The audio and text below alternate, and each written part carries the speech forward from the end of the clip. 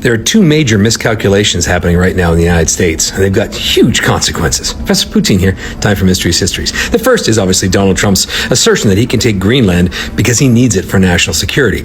And he's obviously being advised by all the wrong people who are telling him, yeah, just go ahead and do it. What's anybody going to do? They can't stop us.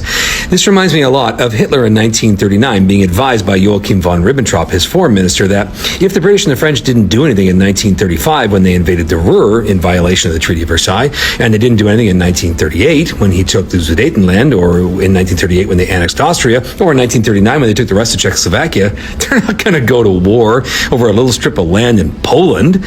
And so, September the 1st, 1939, Hitler launched World War II, which ultimately cost 50 million lives. And what was his response when he found out that this had actually caused a major war? We know from Albert Speer, who wrote about this in Inside the Third Reich, that Hitler was at the Berghof, his mountaintop retreat in Berchtesgaden. And when the news came over the wireless that the British and the French had actually declared war, according to Speer, Hitler went bone white, just face drained of all color.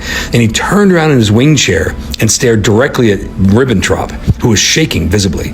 And Hitler, in a quavering voice, said, "Now what do we do?" And that's what's going to happen at 1600 Pennsylvania Avenue if Trump decides to go ahead with his plans. A bigger miscalculation, though, I think, is what Pete Hegseth is saying. His whole argument is that this is the biggest, most powerful, most fierce military in the world. Nobody's going to dare try and take us on. Look how big and how powerful we are. Here's the whole thing, Pete. The NATO countries don't have to pull a trigger to destroy the United States military. All they have to do is hit a few keystrokes on a computer and dump nearly $1.5 trillion in U.S. Treasury bonds. The United States is over $38 trillion in debt. The only thing keeping the United States afloat is the fact that NATO and China and Canada holds U.S. Treasury bonds. So if the United States wants to invade Greenland, just dump the Treasury bonds. And what would happen?